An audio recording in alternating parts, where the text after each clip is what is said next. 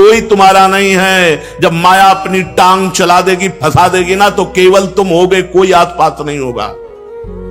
जब शरीर छूटेगा तो केवल तुम होगे, न पत्नी, न पुत्र, न परिवार, न मित्र, न संपत्ति, न यश, न कीर्ति। ये जीवन केवल श्री जी के लिए। मानो मानो, हम जो पीड़ायुक्त हृदय से सबसे कहते हैं इस बात को, मानो नहीं, ये मन मार देगा, ये मन बहुत दुष्ट है, ये बहुत फंसा देगा।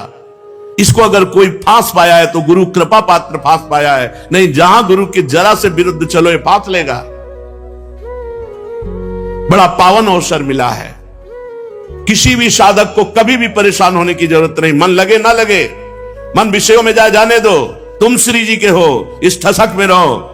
यद्यपि भक्त आनंद जो विषय इंद्रियन बस होए, यद्यपि उस श्री जी के चरणारविंद के लायक नहीं है, क्योंकि वो अजितेंद्री है, वो भोगी है, पर वो अनन्य है अपने इष्ट और गुरु का, तो उसकी समानता करोड़ों कर्मकांडी और जितेंद्री नहीं कर सकते। ये बात बैठा लो ना दिमाग में। हम श्री जी के हैं, जा मन तुझे जो कुछ करना है कर। क्या कर सकता? कुछ नहीं। मन में तदात्म है, श्री जी में अपनापन नहीं। गुरु के वचनों में विवेक नहीं लगा रहे, अपने मन की चाल पर मार देगा। ये तो है ही दुष्ट। सत्संग को सुनो और समझो। यहां परमार्थ पथ में भगवत प्राप्ति इसीलिए कठिन कर दी गई है कि आप वचनों को नहीं मानते। याभ्याम बिना न पश्यन्ति सिद्धा स्वांता स्तमेश्वरम वंदे बोधमयम नित्यम गुरुम शंकर रूपिणम। वो गुरु स्वरूप सबके हृदय में बैठ करके बता रहे हैं, पर श्रद्धा विश्वास के बिना भवानी शंकरो वंदे श्रद्धा विश्वास रूपिणो याभ्याम बिना न पश्यन्ति सिद्धा स्वांता स्तमेश्वरम। बिना श्रद्धा विश्वास के उनकी प्रेरणा को, उनकी बात को तुम नहीं मानोगे और नहीं अनुभव कर पाओगे। श्रद्धा और विश्वास कह दिया तो लाख को लीक करके छोड़ दे। अपने को लगता है मैं तो अच्छा कर रहा हूं, अपने को लगता है अच्छा कर रहा हूं। ये जो जेलें भरी है ना, उनसे पूछो जाके तुमने बुरा किया क्या, कहेंगे नहीं मैंने अच्छा किया अपने हिसाब से। अगर अच्छा होता तो कानून विरुद्ध कैसे हो जाता, अच्छा होता तो धर्म विरुद्ध कैसे हो जाता। साधु अवज्ञा तुरंत भवानी कर कल्याण अखिल के हारी। करोगे बंधन मुक्त होने के लिए, लेकिन बंधते जाओगे, छूटवे के जतन विशेष बांधे जाओगे। वह है विष भोजन जो सुधा सान खाओगे। अब भी समझ जाओ। सबसे प्रार्थना है, ये मन बड़ा दुष्ट है, इंद्रियों के साथ विषय भोगों में बड़े बड़ों को गिरा देता है। कोई बात नहीं, फिसलता वही है जो दौड़ लगाता है। ये जो भोगों में पड़े हुए हैं तो केवल हंसना जानते हैं। तुम्हारी ताकत है कि 10 दिन रह लो ऐसे, जैसे साधक जी रहे हैं, तुम्हारी ताकत है 10 दिन रह लो। हंस करके मुंह दिखा देना तो सरल बात है। जो जीवन पूरा भगवान में अर्पित किया, अगर घुटने टेक देता है, हम उसके चरणों के नीचे झुककर उसे उठाएंगे, उसे श्री जी तक पहुंचाएंगे। ये मार्ग है, मार्ग चलने वालों को पता होता है, इन विषयी पुरुषों को नहीं पता होता क्या मार्ग है। इसलिए कोई भी साधक कभी भी निराश ना हो। वृंदावन में बैठ के कह रहे हैं, भगवती बुद्धि सरस्वती सब तुम्हारे अंदर बैठी हुई, कोई भी ऐसी शक्ति नहीं जो तुम्हारे अंदर ना हो, केवल जागृत करो। अगर नहीं जागृत कर पा रहे हो तो भरोसे में पड़े रहो, नाव में बैठे हो, भगवत प्राप्ति निश्चित है। कौन सा ज्ञान, कौन सी शक्ति, कौन सा तेज जो तुम्हारे हृदय में नहीं, जब भगवान बैठे हैं तो क्या कमी है। क्यों निराश होते हो, क्यों हताश होते हो, क्यों उदास होते हो, पशु पक्षियों की भांति अपने जीवन को नष्ट करते हो। ये जीवन आत्मानंद के लिए, भगवदानंद के लिए है। ये समझ में नहीं आता। ये पशुओं वाली बुद्धि बिना सत्संग के, बिना भजन के, बिना भगवद आश्रय के, बिना गुरु आश्रय के नहीं जाती। अरे घोर वैश्यागामियों को आचार्य पदवी मिल गई, घोर हिंसकों को ब्रह्म ऋषि पदवी मिल गई। तुम्हें उस प्रभु पर भरोसा नहीं, उसी की तो शरण में हो। और नहीं, जो हरि गुरु के आश्रय से विमुख है उनकी दुर्गति पक्की इसीलिए होती है कि ये मन बुद्धि काबू में आने वाले नहीं, ये कृपा से काबू में आते हैं। जब हरि गुरु के आगे हाथ जोड़े खड़ा रहा जाता है तब ये सही हो जाते हैं। लेकिन नहीं, हमारी बुद्धि बड़ी प्रवीण है तो वो प्रवीणता आपको फंसाएगी, मुक्त नहीं करेगी। मुक्तता होती है समिटने से, फंसाव होता है फैलने से। समिट जाओ भाई, वृंदावन ऐसे रहे मनो चिन्हारो ना, समिट जाओ। ये रिश्ते नाते ये जहर हैं। यदि इनको मोहग्रस्त होकर सेवन किया जाता है तो, यदि हम भगवत भाव से, तो पूरा विश्व ब्रह्मांड भगवान का स्वरूप है। हमारा किसी से कोई राग नहीं, कोई द्वेष नहीं, अपने आप परमानंद जीवन मुक्त स्थिति आ जाएगी। ये छोटे छोटे जो सीमाओं में बांध करके हम अपने हृदय को राग द्वेष से, ये हमारा मित्र, ये हमारा शत्रु, ये अपने, ये पराये, यही मिटाने के लिए तो हम साधना में आए हैं। हमारी साधना इसी बात की है, कर्ता प्रभु हैं, वही सब कर रहे हैं। लेकिन जब अगर गुरु रूप से रोक दें कि ये नहीं करना, तो चाहे जितना मंगलमय कार्य हो उसे नहीं करना चाहिए, नहीं तो वो कार्य मंगल नहीं होगा, अमंगल होगा।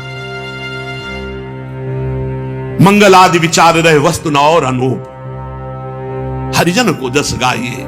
हरिजन, हरिजस, भगवान का जस, भगवान के भक्तों के जस, उसी में डूबे, नाम जप कर रहे हैं। इससे बड़ा हमारा मंगल क्या। एक बार राधा बोला और एक त्रिभुवन का भंडारा करे। त्रिभुवन का भंडारा करने वाले का पुण्य नष्ट हो सकता है, राधा नाम का नहीं। राधा, इसकी बराबरी कौन। बैठ जाए एक कोने में यमुना के किनारे कहीं, राधा राधा राधा राधा, न प्रपंच। फिर ये प्रपंच क्या करेगा, फांसेगा, क्लेश देगा। इसलिए सबसे प्रार्थना है, जितने लोग जुड़े हो, उद्देश्य समझो, मनोरंजन नहीं मनोभंजन उद्देश्य है, भगवत प्राप्ति उद्देश्य है। पड़े रहो भरोसे पे, रूखा सूखा खा के जैसे श्री जी रखे, राधा राधा राधा। मन के चक्कर में मत पड़ो, मन जहां जा रहा है जाने दो, तुम्हारे सिवा उसकी कोई सत्ता नहीं। जैसे जल जहाज का पक्षी उड़ेगा तो कहां तक उड़ेगा, आना तो जल जहाज में ही पड़ेगा, क्योंकि समुद्र गाध है। ऐसे ही मन भागेगा तो कहां तक भागेगा, आना तो उसे अपने ही पास है। बिना हमारी स्वीकृति के कुछ नहीं कर सकता। इससे भयभीत होने की जरूरत नहीं, इसको भयभीत करने की जरूरत है।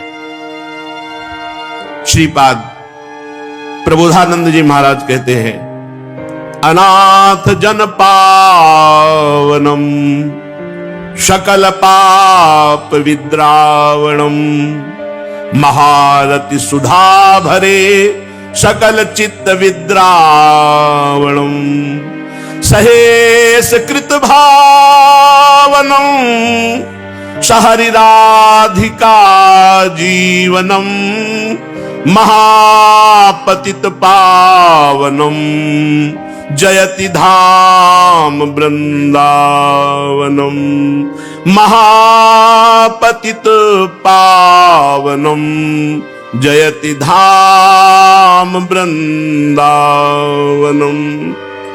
अनाथ जन पावन, अनाथ किसे कहते हैं?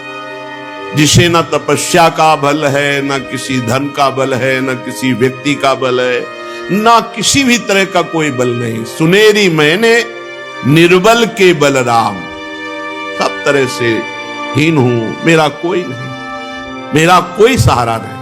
ना तपस्या, न धन, न जन, न रिश्ते, न नाते।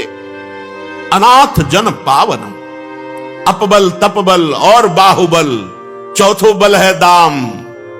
सूर किशोर कृपाते सब बल, हारे को हरि नाम। लाखों बार सुन चुके हैं। जब तक असरण नहीं होगे तो शरण कहां से हो जाओगे? जब तक अनाथ नहीं होगे तो समर्थ कैसे हो जाओगे? जब तक पतित भाव नहीं आएगा अपने अंदर कि मैं पतित हूं, तब तक पावन कैसे हो जाओगे? दीन नहीं बनोगे तो दीनानाथ कहां से मिल जाएगा? यहां तो बहुत बल है, बहुत चातुरी है, बहुत भरोसे है, बहुत फैलाव है। कैसे पावन करेगा वृंदावन? फिर मन में यही प्रेरणा आएगी, संसार में चले। वही निकृष्ट मन फिर वहीं पहुंचा देगा। हमारी बात मान लो, ना कोई कपड़ा रोक पाएगा, ना कोई यहां का भाव रोक पाएगा। आपको फिर संसार में भागना पड़ेगा। यह संसार का मित्र है मन। कल जड़ भरत जी महाराज कह रहे थे, ये 6 ठगों से मिलकर ये दुष्ट मुखिया मन 5 ज्ञानेंद्रियों से लुटेरों के हाथ दे देता है, लुटवा देता है, पूरा जीवन बर्बाद करवा देता है। अनाथ जन पावन, बिल्कुल सहज हो जाओ। वृंदावन कितना महान है। आप जहां आए हुए हैं, एक भी भजन ना हो और पड़े रहो, अपराध न करो, भगवत प्राप्ति हो जाएगी। जय रेणु पर मरिबो मंगल आए। यहां जब हमारा प्रारब्ध के अनुसार शरीर पूरा होता है तो श्री जी की सखियां लेने आती है। जैसे काशी में शरीर छूटने पर भगवान शिव तारक मंत्र देते, ऐसे यहां वृंदावन में धाम है, महल है, यहां शरीर छूटता है तो वृंदा सखी के सानिध्य से उसे राधा नाम सुनाया जाता है, श्री जी की प्राप्ति कराई जाती है। लेकिन ऐसे निकृष्ट अधमों को, जो भगवत विरुद्ध कृपा की अवहेलना करके अपने शरीर आदि की हानि करते, इनकी भारी दुर्गति होती है। भूत भावन भगवान शंकर जो भूतेश्वर के रूप में विराजमान भयानक दंड देते हैं और वो प्रेत योनि को प्राप्त होता है। बहुत सावधानी की जरूरत है। वृंदावन श्री जी के सहारे पड़े हैं, दुख सुख मान अपमान लाभ हानि जो भी स्थिति, अच्छी बुरी स्थिति श्री जी जाने। अब हम तो धाम का भरोसा कर लिया, भगवत प्राप्ति पक्की। जब शरीर छूटेगा भगवत प्राप्ति पक्की। हम धाम के भरोसे में भगवत प्राप्ति के लिए पड़े। कितना कर सकते हो, कितना कर सकते हो? एक अपराध, वैष्णव अपराध पूरे जीवन के भजन को छीन कर देगा। कितना कर सकते हो? हम इनका भरोसा करें, 2-4 माला से भगवत प्राप्ति हो जाए। हमें भरोसा है लाडली जी की कृपा का, उनकी कृपा का। हमसे जो भजन बनता है, साधन बनता है, जो कुछ बनता है उनकी कृपा से बनता है। हम उनके नाम पर, उनके धाम पर, उनके भरोसे पे पड़े। सुनो, ध्यान से सुनो। अनाथ जन पावनम सकल पाप विद्रावणम। अनाथ जन पावनम, जिनका कोई नहीं है उसको पावन करने वाले कौन है? नाथ अनाथन हित समर्थ मोहन श्री राधा। समर्थ विराजमान है राधा मोहन जी महाराज, यही उनका महल है। भरोसे पे मस्त रहो ना काहू सो बोलिबो ना कोई व्यवहार, अपनी कुंवर किशोरी को जियत निहार निहार। रूप छके घूमत रहे तन को तनिक न भान, नारायण दृग जल बहाए यह है प्रेम पहचान। जो हरि गुरु विमुख जन है इनका तो कभी संभाषण भी ना करे ऐसे जनों से। गुरु द्रोहियों से बात करने से बुद्धि भ्रष्ट हो जाती है, हरि विमुखों से बात करने से बुद्धि भ्रष्ट हो जाती है। तजोरे मन हरि विमुखन को संग। भजन करेंगे, भजन के लिए आए हैं वृंदावन। अनाथ जन पावन, मेरा कोई नहीं, श्री जी है। श्री जी के सिवा हमारा, यही भाव लाना है। आप जो सुन पा रहे हैं, आप जिस निष्ठा की बात को पकड़, जन्म के जन्म व्यतीत हो जाते, पकड़ में नहीं आती बात। पूरे जीवन साधना करते व्यतीत हो जाता है, पकड़ नहीं आता कि सूत्र क्या, किससे भगवत प्राप्ति होती है। भरोसा, स्थिति, कुछ समझना नहीं। जो हमारी समझ है नहीं, समझ है नहीं। कोई समझे या ना समझे, सबसे हमारी समझ भली। ठाकुर नंद किशोर हमारे ठाकुर आयु वृषभान हो गए। ज्यादा हमारी समझ नहीं, बस हमारी इतनी समझ है। प्यारी जो आप हमारे, अब देख लो, आपको नरक भेजना नरक भेजो, स्वर्ग भेजना स्वर्ग भेजो, परम पद आपको बुरा करवाना है भला करवाना देश, हम आपके। यह है अनाथ जन पावन। अनाथ जन पावनम सकल पाप विद्रावणम। सीधाम वृंदावन वास मात्र सकल पापों का नाश कर देता है। पकड़ो ना इस बात को। परेशान होते हो, हमारा मन इधर जाता है, हमारा मन उधर, जाने दो। परिणाम में तो अच्छा है ना, परिणाम बड़ा मंगल होगा। अनाथ जन पावनम सकल पाप विद्रावणम, समस्त पापों का नाश कर देता है। आप जानते हो 1-2 घंटा रहने से पाप नष्ट हो जाते हैं। जो प्रयागराज तीर्थ में माघ में 1 महीना वास करने का जो फल होता है 1-2 घंटा में हो जाएगा। ये धाम है स्वयं तीर्थराज प्रयाग। गर्ग संहिता में पढ़ के देख लो, तीर्थराज प्रयाग यहाँ की रज में लौटकर पावन होने के लिए आता है। आप सीधाम वृंदावन वासी, आपको चिंता है, शोक है अपने कल्याण का, तो धिक्कार है आपकी शरणागति को। आप अभी शरणागति नहीं हुए। यदि आपको अपने कल्याण, अपने पाप ने अपने लिए चिंता है, आप प्यारे जू का भरोसा ही नहीं लिए है। अनाथ जन पावनम सकल पाप विद्रावणम, समस्त पापों को भस्म कर देता है वृंदावन। अरे धामवासी हो। महारथी सुधा भरे सकल चित्त विद्रावणम। ध्यान दो, जितने आवास करने वाले हैं इन सब का अंतिम परिणाम होगा कि इनका चित्त प्रेम से द्रवित होकर प्रियालाल को प्राप्त होगा। विश्वास कर ले ना, भटकना मिट जाएगा। हित ध्रुव जो विश्वास है तब ही सुधरे बात, ना तरुमाया पंथ में फिरे जो टक्कर खात। महारथी सुधा भरे सकल चित्त विद्रावणम। जितने भी यहां हैं सबके चित्त को एक दिन प्रेम में वृंदावन डुबो देगा। विश्वास करो, ये धाम है, ये रंगरेजी है। एक दिन प्रेम में रंग देगा तुम्हारा हृदय, विश्वास करो।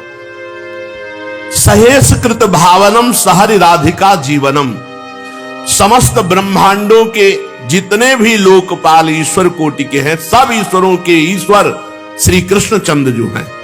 और श्री कृष्ण चंद्रजू और श्री लाडली जू का जीवन है यह वृंदावन। सहेस कृत भावनम सहरि राधिका वनम जीवनम। ये प्रिया प्रीतम का निज महल वृंदावन, प्रिया प्रीतम का जीवन है। इसलिए महापतित पावनम जयति धाम वृंदावने, जय हो वृंदावन धाम की, जो महापतितों को भी पावन करके प्रियालाल की प्राप्ति करा देता है। वृंदावन के बल से प्रियालाल की प्राप्ति हो।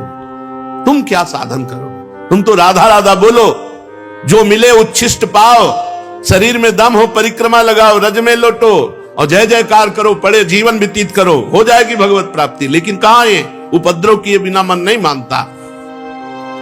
आनंदानाम परम चरमो यो वधिर वैष्णवानाम सर्वोर्ध्वानाम सकल हरिशक्तयुन्नति न्यांच यो वा संपूर्णानाम परम भगवत सद्गुणानाम च यो वा शास्त्री वृंदावन भुवि वरीवर्ति सर्वोर्ध्वधाम्नि। आनंदानाम परम चरमो, वृंदावन ऐसा आनंद प्रदान करता है जो चरम सीमा का आनंद है। चरम सीमा का आनंद प्रिया प्रीतम का महामाधुर्य रस।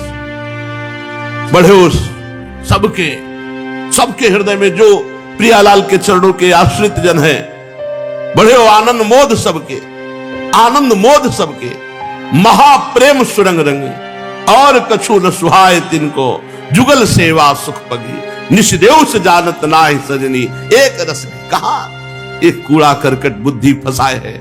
अरे रूप रस की जहां वर्षा हो रही, ऐसी प्यारी जो के गुणों का गायन करो, लीला चिंतन की भावना करो, प्रिया प्रीतम की प्रगट सेवा करो।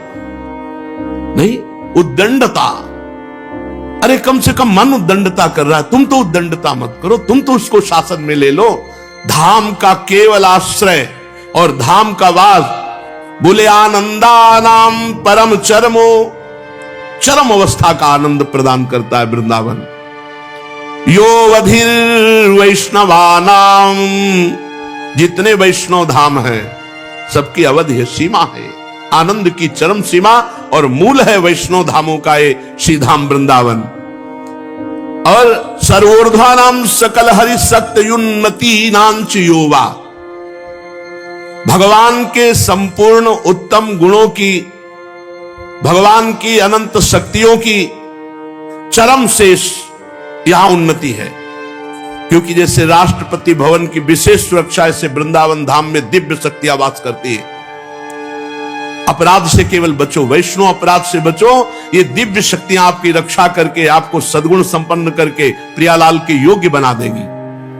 सर्वोर्ध्वानाम सकल हरिशक्तयुन्नति नांच योगा, जितने भी भागवतिक गुण हैं यहां मूर्तिमान होकर रहते हैं, अर्थात आपको ऐसे सद्गुणी बना देंगे, धाम के सद्गुण कि प्रियालाल आपको पसंद कर लेंगे। और शक्ति नाम, भगवान की समस्त भागवतिक शक्तियां यहां विराजमान है, वो आपको ऐसी शक्ति देंगी कि आप काम क्रोध लोभ मोह मद विजयी हो जाएंगे और आप प्रियालाल के योग्य बन। ये धाम की कृपा। और भय ये लगता है कि माया बहुत बलवती, एक झटके में पूरा का पूरा जो कृपा से हमारा जीवन बना बर्बाद कर देगी, एक झटके में बर्बाद कर देगी। बहुत सावधानी की जरूरत है, बहुत सावधानी की जरूरत है। ऐसा नहीं है कि आप मनमानी अब करो तो आपको धाम मिलेगा ही, मनमानी करो तो आपको भजन करने का अवसर नहीं, छिन जाएगा अवसर, भजन करने का अवसर नहीं मिलेगा, धाम वास का अवसर नहीं मिलेगा। एक बार भी राधा राधा बोलने के लिए आपके अंदर क्षमता नहीं रह जाएगी। अभी आप नहीं समझ पा रहे इस माया की मलिनता को।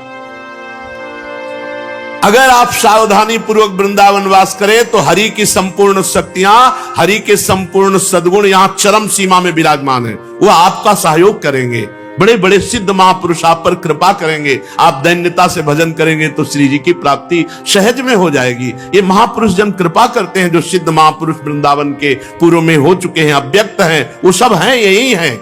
वो उनकी कृपा से ही हमारे भाव बनते हैं। संपूर्णानाम परम भगवत सद्गुणानाम चयोवा, संपूर्ण भागवतिक सद्गुण से वृंदावन सुशोभित हो रहा है। ये आपको वैसे ही भागवतिक बना देगा, महाभागवत बना देगा। आप धैर्य पूर्वक रहिए।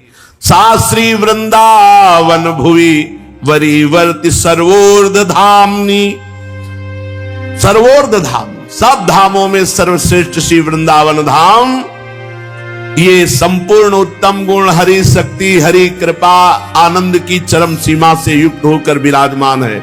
बड़े भाग्यशाली हैं जिनको वृंदावन धाम का वास मिला है या आश्रय लेकर वृंदावन रसो उपासना करने को मिली है। इसलिए इस जीवन को बहुत सावधानी से, ये आज शरीर स्वस्थ है, कल कैंसर हो जाए, कोई रोग हो जाए, कहां भजन होगा? स्थिति है नहीं भजन की। भजन में लगो, जितना बन सके राधा राधा रटो। एक राधा नाम के बराबर कोई भी दान पुण्य यज्ञ धाम में जो आप चाहो कर ले, वो बराबरी नहीं कर सकता। इसीलिए हरिराम व्यास जी बोले परम धन राधा नाम आधार। और सब पुण्य नष्ट हो सकते हैं, नाम नष्ट नहीं हो सकता, विनाशी है। सब कुछ छूट गया, लेकिन भरत जी महाराज का भजन नहीं छूटा। हिरण बनने पर भी भजन होता रहा और अगला जन्म ब्रह्मबोध संपन्न महापुरुष के रूप में हुआ। और राजा रहुगण वही मृग जिसको कांधे पे बैठाला था, फिर पालकी कांधे पे उठाई और उसको परम उपदेश करके परम पद प्राप्त कराया। हमारा जीवन बड़ा अमूल्य है। अगर इस जीवन में हम भटक गए तो फिर भगवत प्राप्ति के लिए और कोई जीवन नहीं। 83,99,999 योनियों में सामर्थ्य नहीं कि वो कोई नया कर्म अनुष्ठान कर सके। एकमात्र मानव देह में चलते हैं। महामहिम श्रीमद् भागवत पुराण में श्री जड़भरत जी का पावन चरित्र आप श्रवण कर रहे हैं। राजा रहुगण को उपदेश किया कि ये भावाटवी, ये संसार रूपी जंगल जिसमें एक बार जीव आ गया तो निकलना बड़ा कठिन है, ऐसा जंगल है। इतना मनोरम, इतना भयावना दोनों बातें हैं कि इससे निकलना बड़ा मुश्किल है। सदगुरु कृपा हो तो इस भावाटवी से निकल पावे, नहीं तो इसी में फंसा रहता है। ये कभी धन की खोज में अपने अभिष्ट भोगों को भोगने के लिए चोरी शुरू कर देता है। बुरे उपाय से ये चोरी करके धन कमाता है। और एक बात ध्यान रखें, पापाचरण से किया हुआ धन पूरे परिवार को दुख और अशांति प्रदान करके नष्ट हो जाता है। चाहे घूस का धन हो, चाहे चोरी का धन हो, बेईमानी का धन हो, अधर्म का धन हो, कभी सुखी नहीं हो सकते कोई भी हो।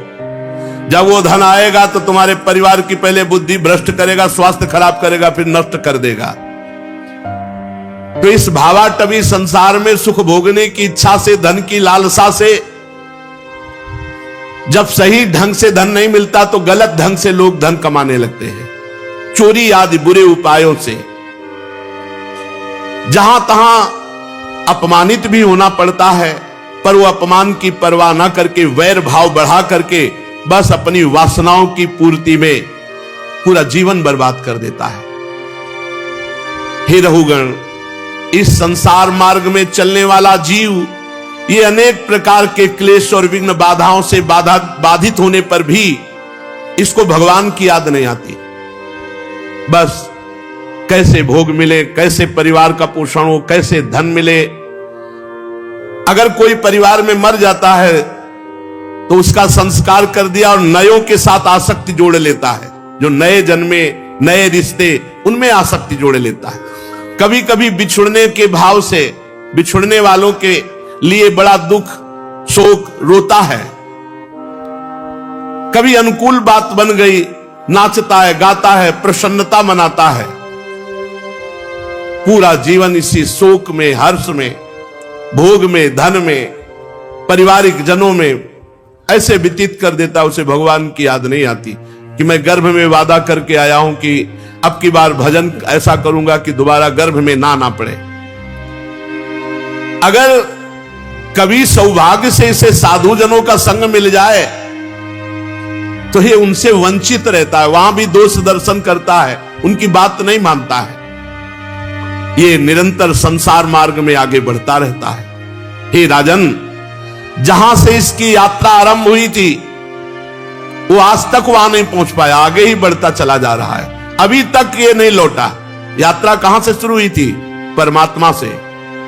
परमात्मा से भोग की तरफ यात्रा हुई, आज तक परमात्मा की तरफ नहीं लौट पाए। जिन्होंने सब वासनाओं का त्याग कर दिया, वह निवृत्ति प्राण संयत आत्मा मुनिजन ही लौट पाते हैं परमात्मा तक। चाहे कोई बड़े बड़े यज्ञों का अनुष्ठान कर ले, हे राजर्ष, परमात्मा तक गति नहीं हो सकती। चाहे संग्राम भूमि में युद्ध करके, प्राण परित्याग करके, ये मैं, ये मेरी, ऐसे अभिमान, इनको भी परमात्मा की प्राप्ति नहीं होती। लोक लोकांतर के सुख भले मिल जाएं, इसलिए जो संसार से पार होना चाहते हैं वे अपने पाप और पुण्य कर्म दोनों को भस्म कर दे और निरंतर भजन करते हुए भगवान को प्राप्त करें। परमात्मा की प्राप्ति का उपाय पुण्य और पाप दोनों भस्म हो जाएं। शरण निरापक पद रमित सकल अशुभ शुभ नंस और देत सहज निश्चल भगत तू जय जय श्री हरिवंश। संसार मार्ग में भटकते हुए प्राणी को यदि साधु संग मिल जाए और भजन में लग जाए तो जहां से चला था वहीं अपने घर लौट जाए। ये परम धाम हमारा घर है, प्रिया प्रीतम हमारे घर वाले हैं। अगर हम प्रिया प्रीतम तक नहीं पहुंचे तो फिर अन्य योनियों में हमारे को ऐसा साधन करने को नहीं मिलेगा। महाराज जड़ भरत जी के उपदेश से अज्ञान की ग्रंथि का भेदन हुआ रहुगण का और वो परम पद को प्राप्त हुआ। राजर्षि भरत के विषय में ज्ञानी जन ऐसा कहते हैं कि जैसे गरुण जी की होड़ कोई मक्खी नहीं कर सकती, ऐसे महात्मा भरत जी की होड़ कोई राजा मन से भी नहीं कर सकता। जैसे गरुण जी की होड़ कोई मक्खी नहीं कर सकती, ऐसे जड़ भरत जी की होड़ कोई राजर्षि नहीं कर सकता। उन्होंने युवावस्था में ही अपनी पत्नी पुत्र आदि सबका त्याग करके भगवान के लिए साधन किया और तीसरे जन्म में भगवत प्राप्त महात्मा हुए।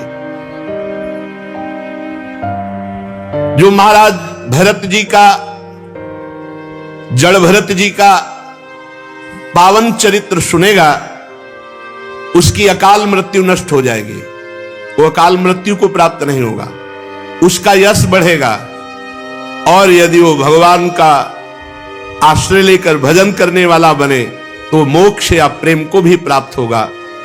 जो जड़ भरत जी के पावन चरित्र को सुनेगा या सुनाएगा उसको यदि कोई अन्य कामना भी है तो उस कामना की पूर्ति हो जाएगी।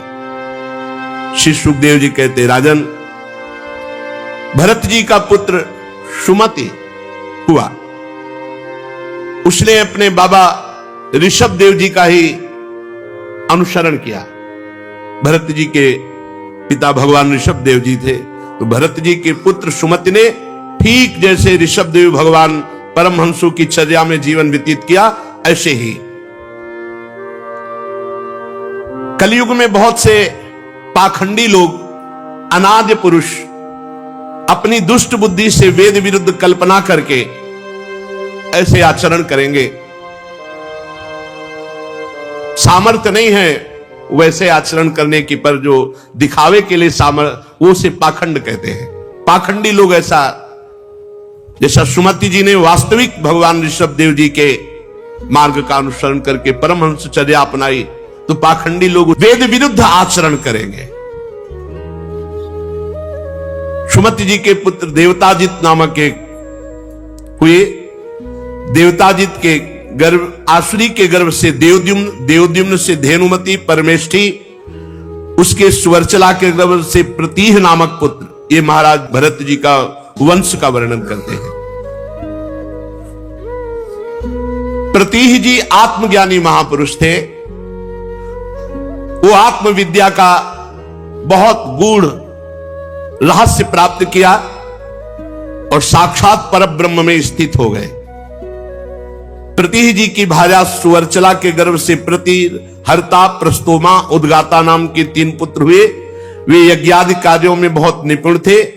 प्रतिहर्ता की भार्या स्तुति थी, उसके गर्भ से अज और भूमा नाम के 2 पुत्र हुए। ये सब महापुरुष, इनके नाम, इनके चरित्र सुनने से हृदय के पाप नष्ट होते हैं। भूमा के ऋषकुल्या से उद्गीत, उससे देवकुल्या, प्रस्ताव और प्रस्ताव से न्युत्सा के गर्भ से विभु नामक पुत्र हुआ। विभु के रति के उदर से प्रथुषेण, प्रथुषेण से आकूति से नक्त, नक्त के द्रुति गर्भ से उदार कीर्ति राजा गय का जन्म हुआ। ये जगत की रक्षा करने वाले भगवान श्री हरि के अंश माने जाते हैं महाराज गए। संयम आदि अनेकों गुणों के कारण इनकी महापुरुषों में गणना की जाती है। महाराज गय ने प्रजा के पालन पोषण, रंजन और चाव आदि और शासन आदि ये सब यथावत के जैसे पूर्व धार्मिक राजा करते थे और बहुत सी यज्ञों का अनुष्ठान किया, इसलिए भगवत प्रीति को प्राप्त हुए। ये परमार्थ स्वरूप हो गए महाराज गए। देखो, पहले गृहस्थी में रहकर धर्मानुष्ठान, नाम जप, बड़े बड़े पवित्र आचरण, तो आत्मज्ञानी, बड़े भगवत प्रेमी महात्मा के रूप में गृहस्थ में रहते। गृहस्थ होते हुए आत्मज्ञानी, परम भगवत प्रेमी। जो लोग आज कहते हैं कि अरे हम तो गृहस्थ कोई नीच आश्रम है क्या? इसी से बड़े बड़े परमहंस प्रकट होते हैं और बड़े बड़े परमहंसों के उदर का पोषण गृहस्थों से होता है और बड़े बड़े परमहंस गृहस्थों में हुए हैं। जो भगवान के चिंतन में निरंतर रत रहता है उसका अहम भाव नष्ट हो जाता है और वो निराभिमान होकर गृहस्थ में रहते हुए भी महात्मा होता है। महाराज राजर्षि गए इसी कोटि के महान राजा हुए, गृहस्थ में होते हुए भी भगवत प्राप्त महात्मा। महाराज गए की बराबरी कौन कर सकता है? जो निरंतर राज कार्य में रत होते हुए भी भगवान के चिंतन में रत थे। बड़ा कठिन है राजा होकर राजकाज करना और निरंतर भगवान का चिंतन करना। साधु समाज की सेवा, सत्पुरुषों की सेवा और भगवान चिंतन के प्रभाव से बड़ी ऊंची स्थिति को प्राप्त थे महाराज गए। भगवान ने प्रकट होकर के महाराज गए को साक्षात दर्शन दिए। जिनके नेत्र एक बार भगवान का दर्शन कर लेते हैं फिर उनकी दृष्टि में संसार नहीं, जित देखो तित श्याममयी, ऐसे महाराज गए थे। महाराज गए के गयंती के गर्भ से चित्ररथ, सुगति और अवरोधन नाम के 3 पुत्र हुए। चित्ररथ की पत्नी उर्णा से सम्राट का जन्म, सम्राट से उत्कला से मरीचि और मरीचि के बिंदुमती से बिंदुमान नामक पुत्र हुआ। इस तरह महाराज प्रियव्रत का वंश जो अभी वर्णन किया गया, जैसे उत्तानपाद के वंश में महान ध्रुव, अंग आदि, ऐसे उनके बड़े भाई प्रियव्रत के अंश में भगवान ऋषभदेव जी, भरत जी और ये जो अभी बड़े बड़े महान राजाओं का वर्णन हुआ। इनके सुनने से हृदय में वैराग्य और भगवान के प्रति भाव बढ़ता है, क्योंकि इतने बड़े बड़े सब नहीं रह गए, हमको भी जाना है। हमें जाना है तो भगवान का भजन करके जाना है, भगवान का नाम कीर्तन, भगवान का यश, भगवान की लीला कथा सुनकर भगवत भक्ति हृदय में धारण करके। राजा परीक्षित ने कहा महाराज श्री सुखदेव जी से कि जहां सूर्य का प्रकाश है, जहां तक तारागण और चंद्रदेव दिख पड़ते हैं, मैं ये जानना चाहता हूं कितना लंबा भूमंडल है, इसका माप क्या है भूमंडल का। और ये जो 7 समुद्र हैं, 7 द्वीप हैं, मैं इनका पूरा विवरण सुनना चाहता हूं। आप त्रिकालज्ञ हैं, परमहंस, ध्यान के द्वारा आप देखकर सब जानते हैं, आप कृपा करके बताइए। श्री सुखदेव जी बोले महाराज वैसे तो भगवान की माया का इतना बड़ा विस्तार है कि कोई देवताओं के समान आयु पाले और स्वयं सरस्वती जी उसकी जिह्वा में बैठ जाएं और निरंतर वर्णन करे तो भगवान की माया का पार नहीं पा सकता। इसीलिए हम कुछ वर्णन करते हैं जो भगवान की रचित ये भूमंडल है। यहां सबसे पहला द्वीप है जम्बू द्वीप, जिसमें हम भारतवासी रह रहे। ये भूमंडल रूप जितना भूमंडल है इसमें 7 द्वीप हैं। उनका ये भीतरी कोश है जम्बू द्वीप। ये 1 लाख योजन गोलाकार है जम्बू द्वीप। जम्बू द्वीप गोलाकार है और 1 लाख योजन का है। 1 योजन 4 कोस, 1 लाख योजन का मतलब 4 लाख कोस। 4 लाख कोस का मतलब कितने किलोमीटर? 12 लाख किलोमीटर का जम्बू द्वीप है। तो क्या और देश ये सब जम्बू द्वीप में आ जाएंगे? 1,00,000 योजन का ये जम्बू द्वीप है। हाँ, इसमें 9,000 योजन विस्तार वाले 9 वर्ष है, 9 देशों में बटा हुआ है। 8 पर्वत हैं। इसमें बीचों बीच इलाव्रत नाम का 10वां वर्ष है। इसके मध्य में सुमेरु पर्वत है, जो पूरा का पूरा सोने का है। ये ऐसी जगह होगा जहां दैवी शक्ति सिद्ध पुरुष जा सकते हैं या देवता। ये ऊपर से नीचे तक सबका सब स्वर्ण का है। 1,00,000 योजन चौड़ा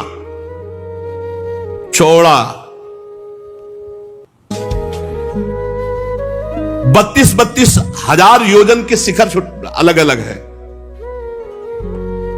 16 हजार योजन की छोटी छोटी खंड है इसमें।